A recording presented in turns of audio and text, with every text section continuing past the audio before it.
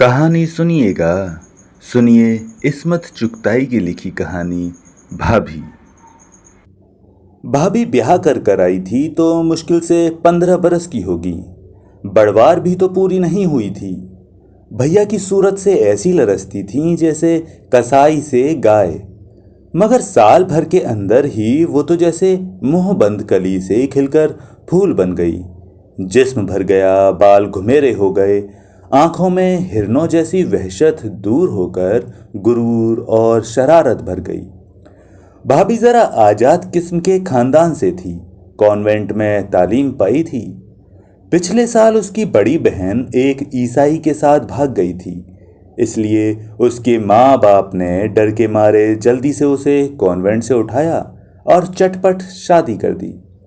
भाभी आज़ाद फिजा में पली थी, हिरनियों की तरह कुलांचे भरने की आदी थी, मगर ससुराल और मैका दोनों तरफ से उस पर कड़ी निगरानी थी।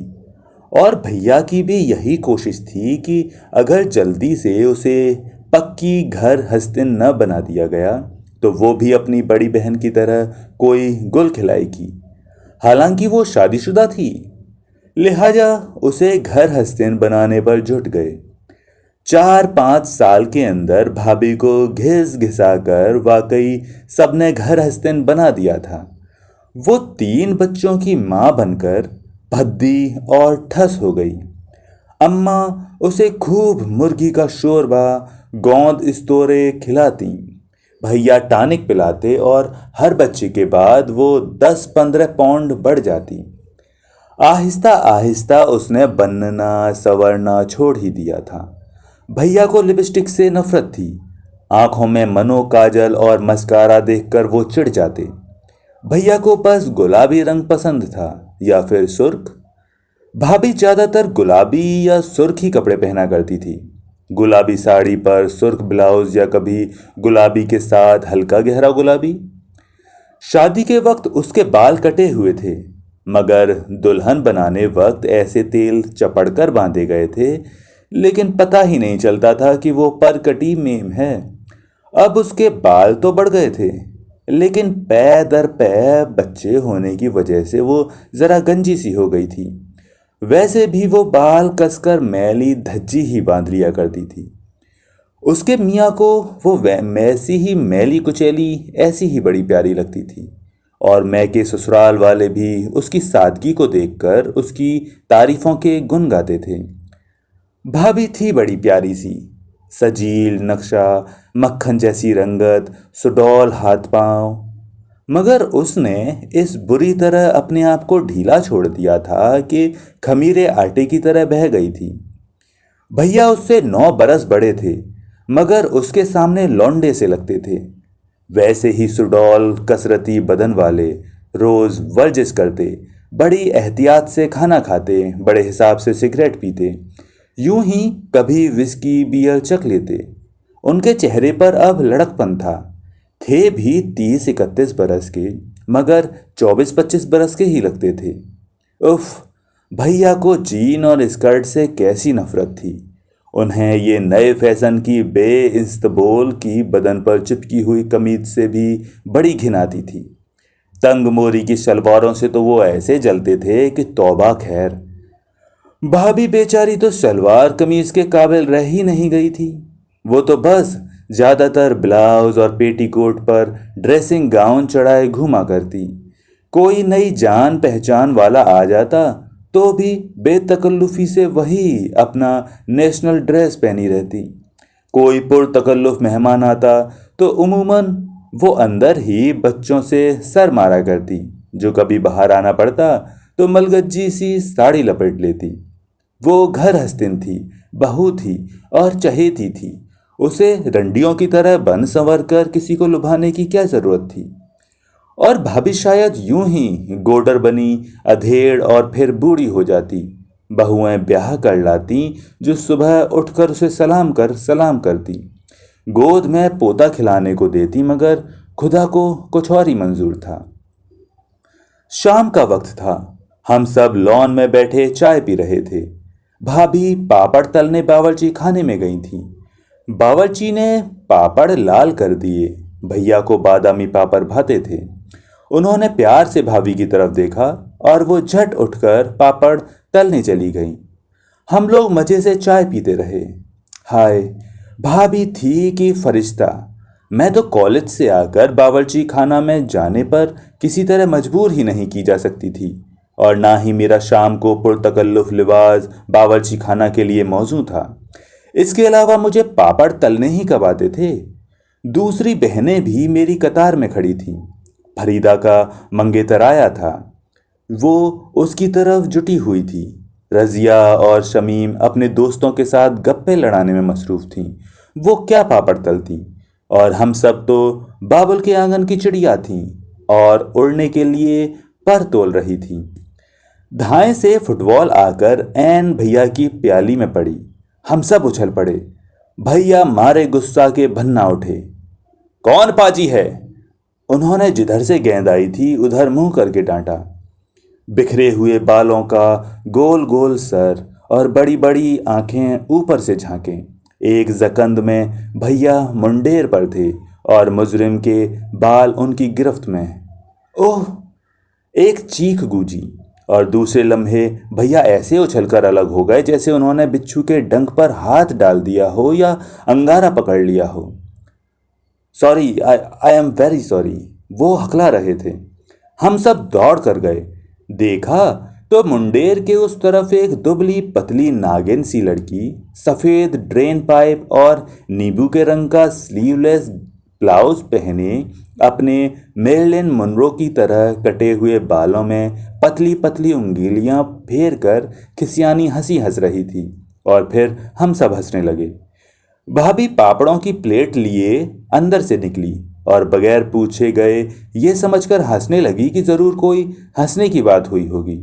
उसका ढीला ढाला पेट हंसने में फुदकने लगा, और जब उसे मालूम हुआ कि भैया ने शबनम को लौंडा समझकर उसके बाल पकड़ लिए तो वो और भी जोर जोर से कह कहे लगाने लगी कि कई पापड़ के टुकड़े घास पर बिखर गए।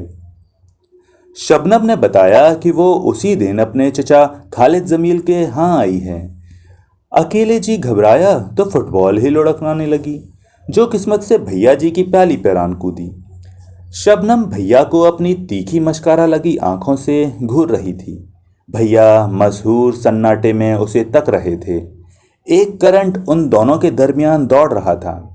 भाभी इस करंट से कटी हुई जैसे कोसों दूर खड़ी थी। उसका फुदकता हुआ पेट सहम कर रुक गया। हंसी ने उसके होठों पर लड़कना कर दम तोड़ दिया। उसके हाथ ढीले हो गए। प्लेट टेढ़ी होकर पापड़ घास पर गिरने लगे। फिर एकदम वो दोनों जाग पड़े और ख्वाबों की दुनिया से लौट आए। शबनम फुदक कर मुंडेर पर चढ़ गई। आइए चाय पी लीजिए। मैंने ठहरी हुई फिजा को धक्का देकर आगे खिसकाया। एक लचक के साथ शबनम ने अपने पैर मुंडेर के उस पार से इस पार झुलाए। सफ़ेद छोटे छोटे मकासिन हरी घास पर फाख्ता के जोड़े की तरह थमकने लगे। शबनम का रंग पिघले हुए सोने की तरह लौ दे रहा था। उसके बाल स्याह भौरा थे, मगर आंखें जैसे स्याह कटोरियों में किसी ने शहद भर दिया हो। नींबू के रंग के ब्लाउज का गला बहुत गहरा था, होंठ तरबूजी रंग के, और इसी रंग की नील पॉलिश लगाए वो बिल्कुल किसी अमेरिकी इश्तिहार की मॉडल मालूम हो रही थी। भाभी से कोई फुट भर लॉबी लग रही थी, हालांकि मुश्किल से 2 इंच ऊंची होगी। इसकी हड्डी बड़ी नाजुक थी, इसलिए कमर तो ऐसी कि छल्ले में पिरो लो। भैया कुछ गुमसुम से बैठे थे। भाभी उन्हें ऐसे ताक रही थी जैसे बिल्ली पर तौलते हुए परिंदे को घूरती है, कि जैसे ही वो फड़फड़ाए बढ़कर दबोच ले। उसका चेहरा तमतमा रहा था, होंठ भिजे हुए थे, नथुने फड़फड़ा रहे थे। इतने में मुन्ना आकर उसकी पीठ पर धम्म से कूदा। वो हमेशा उसकी पीठ पर ऐसे कूदा करता था जैसे वो गुदगुदा सा तकिया हो। भाभी हमेशा ही हंस दिया करती थी, मगर आज उसने चटाक चटाक 2-4 चांटे जड़ दिए। शबनम परेशान हो गई। अरे अरे रोकिए ना, उसने भैया का हाथ छूकर कहा। बड़ी गुस्सावर हैं आपकी मम्मी, उसने मेरी तरफ मुंह फेर कर कहा।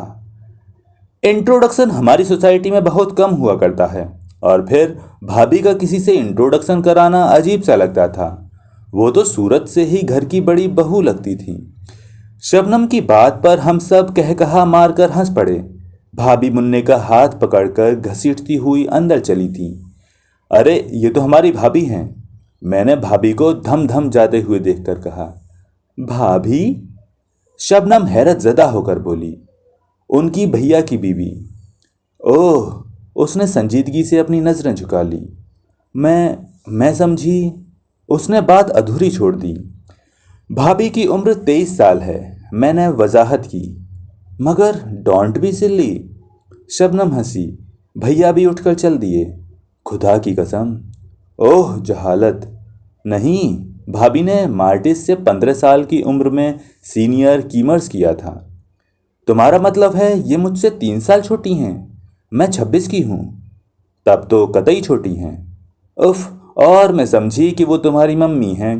दरअसल मेरी आंखें कमज़ोर हैं, मगर मुझे ऐनक से नफरत है। बुरा लगा होगा उन्हें। नहीं, भाभी को कुछ बुरा नहीं लगता। बेचारी। कौन? कौन भाई? ना जाने मैंने क्यों कहा। भैया अपनी बीवी पर जान देते हैं, साफिया ने बतौर वकील कहा। बेचारे को बहुत बचपन में शादी कर दी गई होगी। 25-26 साल के हैं। मगर मुझे तो मालूम भी न था कि 20वीं सदी में बगैर देखे शादियां होती हैं। शबनम ने हकारत से मुस्कुरा कर कहा। तुम्हारा हर अंदाज़ा गलत निकल रहा है। भैया ने भाभी को देखकर बेहद पसंद कर लिया था, तब शादी हुई थी। मगर जब वो कमल के फूल जैसी नाजुक और हुसैन थी, फिर ये क्या हो गया शादी के बाद? होता क्या, भाभी अपने घर की मल्लिका हैं, बच्चों की मल्लिका हैं, कोई फिल्म एक्ट्रेस तो है नहीं। दूसरे, भैया तो सूखी मारी लड़कियों से घिन आती है। मैंने जानकर शबनम पर चोट की। वो बेवकूफ़ ना थी। भाई, चाहे मुझसे कोई प्यार करे या ना करे, मैं तो किसी को खुश करने के लिए हाथी का बच्चा कभी ना बनूं। ओह, माफ़ करना, तुम्हारी भाभी कभी बहुत खूबसूरत होंगी, मगर अब तो आपका नुक्ताए नज़र भैया से मुख्तलिफ है। मैंने बात टाल दी, और जब वो बल खाती सीधी सुडौल टांगों को आगे पीछे झुलाती नन्हे नन्हे कदम रखती मुंडेर की तरफ जा रही थी। भैया बरामदे में खड़े थे। उनका चेहरा सफ़ेद पड़ गया था और बार बार अपनी गुद्दी सहला रहे थे, जैसे किसी ने वहां जलती हुई आग रख दी हो। चिड़िया की तरफ फुदक कर वो मुंडेर फलांग गई। पल भर को पलटकर उसने अपनी शरबती आंखों से भैया को तौला और छलावा की तरह कोठी में गायब हो गई। भाभी लॉन पर झुकी हुई बाली समेट रही थी, मगर उसने एक नज़र ना आने वाला तार देख लिया, जो भैया जी और शबनम की निगाहों के दरमियान दौड़ रहा था। एक दिन मैंने खिड़की में से देखा। शबनम फुला हुआ स्कर्ट और सफ़ेद खुले गले का ब्लाउज पहने पप्पू के साथ सुम्बा नाच रही थी। उसका नन्हा सा पिकनीज कुत्ता टांगों में उलझ रहा था। वो ऊंचे ऊंचे कह कहे लगा रही थी। उसकी सुडौल सांवली टांगें हरी हरी घास पर थिरक रही थी। स्याह रेशमी बाल हवा में झलक रहे थे। 5 साल का पप्पू बंदर की तरह फुदक रहा था, मगर वो नशीली नागिन की तरह लहरा रही थी। उसने नाचते नाचते नाक पर अंगूठा रखकर मुझे चिढ़ाया। मैंने जवाब में घूंसा दिखा दिया, मगर फौरन ही मुझे उसकी निगाहों का पीछा करके मालूम हुआ ये इशारा वो मेरी तरफ नहीं कर रही थी। भैया बरामदे में अहमकों की तरह खड़े गुद्दी सहला रहे थे और वो उन्हें मुंह चिढ़ाकर जला रही थी। उसकी कमर पर बल पड़ रहे थे, कूल्हे मटक रहे थे, बाहें थरथरा रही थीं, होंठ एक दूसरे से जुदा लरज रहे थे। उसने सांप की तरह लब से जवान निकालकर अपने होंठ को चाटा। भैया की आंखें चमक रही थीं और वो खड़े दांत निकाल रहे थे। मेरा दिल धक से रह गया। भाभी गोदाम में अनाज तुलवा कर बावर्ची को दे रही थी। शबनम की बच्ची, मैंने दिल में सोचा, मगर गुस्सा मुझे भैया पर भी आया। उन्हें दांत निकालने की क्या जरूरत थी? उन्हें तो शबनम जैसी करनेटों से नफरत थी। उन्हें तो अंग्रेजी नाचों से घिन आती थी। फिर वो क्यों खड़े उसे तक रहे हैं? और ऐसी भी क्या बेसुधी कि उनका जिस्म संबा की ताल पर लरस रहा था और उन्हें खबर न थी। इतने में बॉय चाय की ट्रे लेकर लॉन पर आ गया। भैया ने हम सबको आवाज़ दी और बॉय से कहा, भाभी को भेज दे। रस्मन शबनम को बुलावा भेजा गया। मेरा तो जी चाह रहा था कतई उसकी तरफ से मुंह फेर कर बैठ जाऊं, मगर जब वो मुन्ने को मुड्डों पर चढ़ाए मुंडेर फलांग कर आई तो न जाने क्यों मुझे वो कतई मासूम लगी। मुन्ना स्कार्फ लगामों की तरह थामे हुए था और वो घोड़े की चाल उछलती हुई लॉन पर दौड़ रही थी। भैया ने मुन्ने को उसकी पीठ से उतारना चाहा, मगर वो चिमट गया। अभी और घोड़ा चले आंटी? नहीं बाबा, आंटी में दम नहीं, शबनम चिल्लाई। बड़ी मुश्किल से मुन्ने को भैया ने उतारा, मुंह पर एक चांटा लगाया। एकदम तड़प कर शबनम ने उसे गोद में उठा लिया और भैया के हाथ पर जोर का थप्पड़ लगाया। शर्म नहीं आती? इतने बड़े ऊंट के ऊंट जरा से बच्चे पर हाथ उठाते हैं। भाभी को आता देखकर उसने मुन्ने को उनकी गोद में दे दिया। उसका चांटा खाकर भैया मुस्कुरा रहे थे। देखिए तो कितनी जोर से थप्पड़ मारा है, मेरे बच्चे को कोई मारता तो हाथ तोड़कर रख देती। उसने शरबत की कटोरियों में जहर घोलकर भैया को देखा और फिर हंस रहे हैं बेहया। दम भी है जो हाथ तोड़ोगी। भैया ने उसकी कलाई मरोड़ी। वो बल खाकर इतनी जोर से चीखी कि भैया के लरस कर उसे छोड़ दिया और वो हंसते हंसते जमीन पर लौट गई। चाय के दरमियान भी शबनम की शरारतें चलती रहीं। वो बिल्कुल कमसिन छोकरियों की तरह चुहलें कर रही थीं। भाभी गुमसुम बैठी थीं, आप समझे होंगे। शबनम के वजूद से डरकर उन्होंने कुछ अपनी तरफ तवज्जो देनी शुरू कर दी। जी कतई नहीं, वे तो पहले से भी ज़्यादा मैली रहने लगी, पहले से भी ज़्यादा खाती। हम सब तो हंस ज़्यादा रहे थे, मगर वो सिर झुकाए निहायत इन्हिमाक से केक उड़ाने में मसरूफ़ थी। चटनी लगा लगा कर भजिए निकल रही थीं। सिके हुए तोसों पर ढेर सा मक्खन और जैम थोप कर खाई जा रही थीं। भैया और शबनम को देख देख कर हम सब ही परेशान थे और शायद भाभी फिक्रमंद होगी कि वो अपनी परेशानी को मुर्गन खानों में दफन कर रही थी। उन्हें हर वक्त खट्टी डकारें आया करती थीं, मगर वो चूरन खा खा कर पुलाव कोरमा हजम करती। वो सहमी सहमी नज़रों से भैया जी और शबनम को हंसता बोलता देखती। भैया तो कुछ और भी लौंडे लगने लगे थे। शबनम के साथ वो सुबह और शाम समुद्र में तैरते। भाभी अच्छा भला तैरना जानती थी, मगर भैया को स्विमिंग सूट पहनी औरतों से बहुत नफरत थी। एक दिन हम सब समुद्र में नहा रहे थे। शबनम 2 धज्जियां पहले नागिन की तरह पानी में बल खा रही थी। इतने में भाभी, जो देर से मुन्ने को पुकार रही थी, आ गईं। भैया शरारत के मूड में तो थे ही, दौड़कर उन्हें पकड़ लिया और हम सब ने मिलकर उन्हें पानी में घसीट लिया। जब से शबनम आई थी, भैया बहुत शरीर हो गए थे। एकदम से वो दांत कचकचाकर भाभी को हम सबके सामने भींच लेते, उन्हें गोद में उठाने की कोशिश करते, मगर वो उनके हाथों में से बोंबल मछली की तरह फिसल जाती। फिर वो खिसिया कर रह जाते, जैसे तखय्युल में वो शबनम को उठा रहे थे और भाभी कटी गाय की तरह नादिम होकर फौरन पुडिंग या कोई और मज़ेदार डिश तैयार करने चली जाती। इस वक्त जो उन्हें पानी में ढकेला गया तो वो गठरी की तरह लुढ़क गईं। उनके कपड़े जिस्म पर चिपक गए और उनके जिस्म का सारा भौंडापन भयानक तौर पर उभर आया। कमर पर जैसे किसी ने तोशक लपेट दी थी। कपड़ों में वो इतनी भयानक नहीं मालूम होती थी। ओह, कितनी मोटी हो गई हो तुम, भैया ने उनके कूले का बूटा पकड़ कर कहा। उफ, तौंद तो देखो, बिल्कुल गामा पहलवान मालूम हो रही हो। 4 बच्चे होने के बाद कमर? मेरे भी तो 4 बच्चे हैं, मेरी कमर तो डल्लो पल्लो का गुद्दा नहीं बनी। उन्होंने अपने सुडौल जिस्म को ठोक बजाकर कहा और भाभी मुंह धोताए भीगी मुर्गी की तरह पैर मारती, झर झुर्रियाँ लेती, रेत में गहरे गहरे गड्ढे बनाती, मुन्ने को घसीटती चली गई। भैया बिल्कुल बेतवज्जो होकर शबनम को पानी में डुबकियां देने लगे, मगर वो कहाँ हाथ आने वाली थी। ऐसा अड़ंगा लगाया कि गड़ाप से औंधे मुंह गिर पड़े।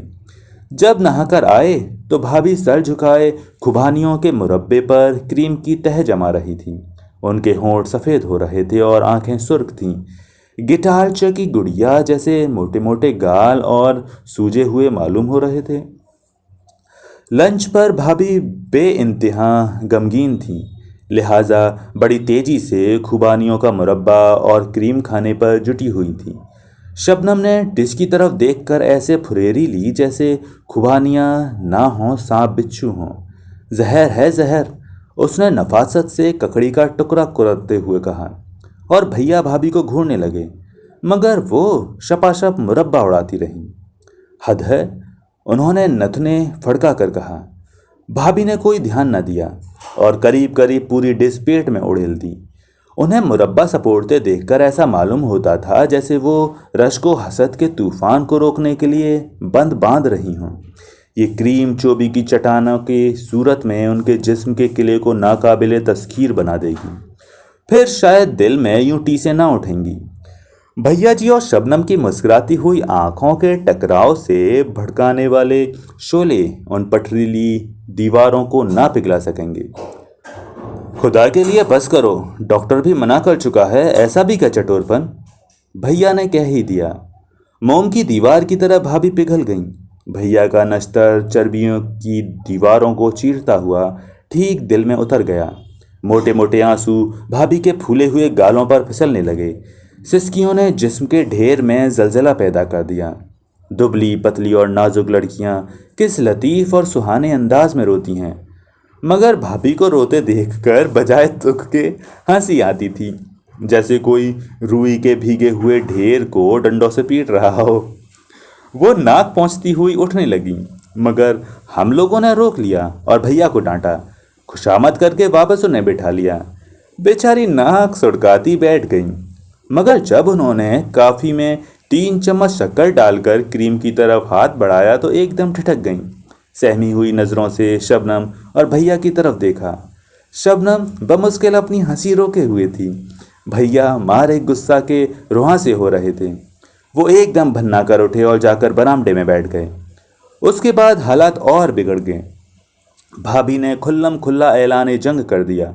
किसी जमाने में भाभी का पठानी खून बहुत गर्म था, जरा सी बात पर हाथापाई पर उतर आया करती थी और 12 भैया से गुस्सा होकर बजाय मुंह फैलाने के वो खूंखार बिल्ली की तरह उन पर टूट पड़ती, उनका मुंह खसूट डालती, दांतों से गिरेबान की धज्जियां उड़ा देती। फिर भैया उन्हें अपनी बाहों में जकड़कर बेबस कर देते और वो उनके सीने से लगकर प्यासी डरी हुई चिड़िया की तरह फूट फूट कर रोने लगती।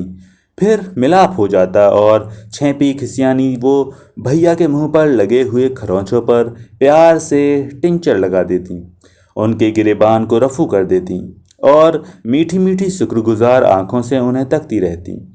ये तब की बात है जब भाभी हल्की फुल्की तीतरी की तरह तर्रार थीं, लड़ती हुई छोटी सी पश्मी बिल्ली मालूम होती थी। भैया को उन पर गुस्सा आने के बजाय और शिद्दत से प्यार आता, मगर जब उन पर गोश्त ने जिहाद बोल दिया था वो बहुत ठंडी पड़ गई थी। उन्हें अव्वल तो गुस्सा ही ना आता और अगर आता भी तो फौरन इधर उधर काम में लगकर भूल जाती। उस दिन उन्होंने अपने भारी भरकम डील को भूलकर भैया पर हमला कर दिया। भैया सिर्फ उनके बोझ से धक्का खाकर दीवार से जा चुके। रोई के गथड़े को यूं लुढ़कते देखकर उन्हें सख्त घिन आई। ना गुस्सा हुए ना बिगड़े, शर्मिंदा उदास सर झुकाए कमरे से निकल भागे। भाभी वहीं पसर कर रोने लगी। बात और बढ़ी और एक दिन भैया के साले आकर भाभी को ले गए। तुफैल भाभी के चचाजाद भाई थे। उन्हें देखकर वो बच्चों की तरह उनसे लिपट कर रोने लगी। उन्होंने भाभी को 5 साल बाद देखा था। वो गोल गेंद की देखकर थोड़ी देर के लिए सटपटाए, फिर उन्होंने भाभी को नन्ही बच्ची की तरह सीने से लगा लिया। भैया उस वक्त शबनम के साथ क्रिकेट का मैच देखने गए हुए थे। तुफैल ने शाम तक उनका इंतज़ार किया। वो न आए तो मजबूरन भाभी और बच्चों का सामान तैयार किया गया। जाने से पहले भैया घड़ी भर को खड़े खड़े आए। दिल्ली के मकान मैंने उनके महर में दिए हैं, उन्होंने रुखाई से तुफैल से कहा। महर? भाभी थर थर कांपने लगी। हाँ, तलाक के कागजात वकील के जरिए पहुंच जाएंगे। मगर तलाक? तलाक का क्या जिक्र है? इसी में बेहतरी है। मगर बच्चे? ये चाहें तो उन्हें ले जाएं, वरना मैंने बोर्डिंग में इंतज़ाम कर लिया है। एक चीख मारकर भाभी भैया पर झपटी, मगर उन्हें खसोटने की हिम्मत ना पड़ी। सहम कर ठिठक गईं और फिर भाभी ने अपनी निस्वानियत की पूरी तरह बेआबरूई कर डाली। वे भैया के पैरों पर लौट गईं और नाक रगड़ डाली। तुम उससे शादी कर लो, मैं कुछ न कहूँगी, मगर खुदा के लिए मुझे तलाक न दो। मैं यूं ही जिंदगी गुजार दूंगी, मुझे कोई शिकायत न होगी। मगर भैया ने नफरत से भाभी के थुल थुल करते हुए जिस्म को देखा और मुंह मोड़ लिया। मैं तलाक दे चुका, अब क्या हो सकता है। मगर भाभी को कौन समझाता, वो बिल बिलाए चली गईं। बेवकूफ। तुफैल ने एक ही झटके में भाभी को जमीन से उठा लिया। गधी कहीं की, चल उठ। और वो उसे घसीटते हुए ले गए। क्या दर्दनाक समा था। बच्चे फूट फूट कर रोने में भाभी का साथ दे रहे थे। अम्मा खामोश एक एक का मुंह तक रही थीं। अब्बा की मौत के बाद उनकी घर में कोई हैसियत नहीं रह गई थी। भैया खुद मुख्तार थे, बल्कि हम सब के सरपरस्त थे। अम्मा उन्हें बहुत समझाकर हार चुकी थीं। उन्हें उस दिन की अच्छी तरह खबर थी, मगर क्या कर सकती थीं। भाभी चली गईं। फिजा ऐसी खराब हो गई थी कि भैया और शबनम की शादी के बाद हिल स्टेशन पर चले गए। 7-8 साल गुजर गए, कुछ कम व बेश, लेकिन ठीक ठीक अंदाजा नहीं। हम सब अपने अपने घरों की हुईं। अम्मा का इंतकाल हो गया। अब्बा की मौत के बाद वो बिल्कुल गुमसुम होकर रह गई थीं। उन्होंने भाभी की तलाक पर बहुत रोना पीटना मचाया, मगर भैया के मिजाज से वो वाकिफ थीं। वो कभी अब्बा की ही नहीं सुनते थे। कमाऊ पूत का अपना मालिक होता है। आसियाना उजड़ गया। भरा हुआ घर सुनसान हो गया। सब इधर उधर उड़ गए। 7-8 साल आंख झपकते न जाने कहाँ गुम हो गए। कभी साल 2 साल में भैया की कोई खैर खबर मिल जाती। वो ज्यादातर हिंदुस्तान से बाहर मुल्कों की चक फेरियों में उलझे रहे। मगर जब उनका खत आया कि वो बम्बई आ रहे हैं, तो भूला बिसरा बचपन फिर से जाग उठा। भैया जी ट्रेन से उतरे तो हम दोनों बच्चों की तरह लिपट गए। शबनम मुझे कहीं नजर न आई। उनका सामान उतर रहा था। जैसे ही भैया से उसकी खैरियत पूछने को मुड़ी, धप से एक वजनी हाथ मेरी पीठ पर पड़ा और कई मन का गर्म गर्म गोश्त का पहाड़ मुझसे लिपट गया। भाभी। मैंने प्लेटफॉर्म से नीचे गिरने से बचने के लिए खिड़की में झोल कर कहा। जिंदगी में मैंने शबनम को कभी भाभी न कहा था। वो लगती भी तो शबनम ही थी, मगर आज मेरे मुंह से बेख्तियार भाभी निकल गया। शबनम की फव्वार इन चंद सालों में गोश्त और पोस्त का थोथा कैसे बन गई। मैंने भैया की तरफ देखा। वो वैसे ही दराज कद और छरहरे थे। एक तोला गोश्त ना इधर ना उधर, वही कमसिन लड़कों जैसे घने बाल। बस 2-4 सफ़ेद चांदी के तार कनपटियों पर झांकने लगे थे, जिनसे वो और भी हसीन और बवकार मालूम होने लगे थे। वैसे के वैसे चट्टान की तरह जमे हुए थे। लहरें तड़प तड़प कर चट्टान की ओर लपकती हैं, अपना सर उसके कदमों में दे मारती हैं, पाश पाश होकर बिखर जाती हैं, मादूम हो जाती हैं, हार थक कर वापस लौट जाती हैं। कुछ वहीं उसके कदमों में दम तोड़ देती हैं और नई लहरें फिर सरफरोशी के इरादे समेटे चट्टान की तरफ खिंची चली आती हैं। और चट्टान इन सजदों से दूर तंज से मुस्कुराता रहता है, अटल, लापरवाह और बेरहम। जब भैया ने शबनम से शादी की तो सब ही ने कहा था, शबनम आज़ाद लड़की है, पक्की उम्र की है। भाभी, तो ये मैंने शहनाज को हमेशा भाभी ही कहा। हाँ, तो शहनाज भोली और कमसिन थी, भैया के काबू में आ गई। ये नागिन उन्हें डस कर बेसुध कर देगी, उन्हें मज़ा चखाएगी। मगर मज़ा तो लहरों को सिर्फ चट्टान ही चखा सकती है। बच्चे, बोर्डिंग में छुट्टी नहीं थी। उनकी शबनम ने खट्टी डकारों भरी सांस मेरी गर्दन पर छोड़कर कहा, और मैं हैरत से इस गोश्त के ढेर में उस शबनम की फुहार को ढूंढ रही थी, जिसने शहनाज के प्यार की आग को बुझाकर भैया के कलेजे में नई आग भड़का दी थी। मगर ये क्या, बजाय इस आग के भस्म हो जाने के, भैया तो और भी सोने की तरह तप कर निखर गए थे। आग खुद अपनी तपिश में भस्म होकर राख का ढेर बन गई थी। भाभी तो मक्खन का ढेर थी, मगर शबनम तो झुलसी हुई मटियाली राख थी, फर्श पर फैल गई। हाथ तालियों से गूंज रहा था। शबनम की आंखें भैया जी को ढूंढ रही थीं। बैरा तरोताज़ा रस भरी और क्रीम का जग ले आया। बेख्याली में शबनम ने प्याला रस भरों से पिया। उसके हाथ लरज रहे थे, आंखें चोट खाई हुई हिरनियों की तरह परेशान चौकड़ियां भर रही थीं। भीड़ भाड़ से दूर नीम तारीक बालकनी में भैया खड़े मिस्री रक्कासा का सिगरेट सुलगा रहे थे। उनकी पुरशौक निगाहें रक्कासा की नशीली आंखों से उलझ रही थीं। शबनम का रंग उड़ा हुआ था और वो एक बेहंगम पहाड़ की तरह गुमसुम बैठी थी। शबनम को अपनी तरफ तकता देखकर भैया रकासा का बाजू थामे अपनी मेज की तरफ लौट आए और हमारा तारुफ कराया। मेरी बहन, उन्होंने मेरी तरफ इशारा किया। रक्कासा ने लचक कर मेरे वजूद को मान लिया। मेरी बेगम, उन्होंने ड्रामाई अंदाज में कहा, जैसे कोई मैदान जंग में खाया हुआ जख्म किसी को दिखा रहा हो। रक्कासा दम्ब खुद रह गई, जैसे उसने उसको रफ़ीका हयात को नहीं, खुद उनकी लाश को खून में गलता देख लिया हो। वो हैबतज़दा होकर शबनम को घूरने लगी। फिर उसने अपने कलेजे की सारी ममता अपनी आंखों में समोकर भैया की तरफ देखा। उसकी एक नज़र में लाखों फसाने पोशीदा थे। उफ, ये हिंदुस्तान जहाँ जहालत से कैसी कैसी प्यारी हस्तियाँ रस्म व रिवाज पर कुर्बान की जाती हैं। काबिले परस्तिश हैं वो लोग जो काबिले रहम भी, जो ऐसी ऐसी सजाएं भुगतते हैं। शबनम भाभी ने रकासा की निगाहों में ये सब कुछ पढ़ लिया। उसके हाथ लरजने लगे। परेशानी छिपाने के लिए उसने क्रीम का जग उठाकर रसभरियों पर उड़ेल दिया और जुट गई। बेचारे भैया जी, हैंडसम और मजलूम, सूरज देवता की तरह हसीन और रूह मश्क शहद भरी आंखों वाले भैया जी चट्टान की तरह अटल, एक अमर शहीद का रूप सजाए बैठे मुस्कुरा रहे थे। एक लहर चूर चूर उनके कदमों में पड़ी दम तोड़ रही थी। दूसरी नई नवेली लचकती हुई लहर उनकी पथरीली बाहों में समाने के लिए बेचैन और बेकरार थी। तो दोस्तों, ये थी कहानी भाभी, लेखिका इस्मत चुगताई। उम्मीद करता हूँ कहानी आपको पसंद आई होगी। मिलते हैं किसी और दिन किसी नई कहानी के साथ। तब तक के लिए नमस्कार।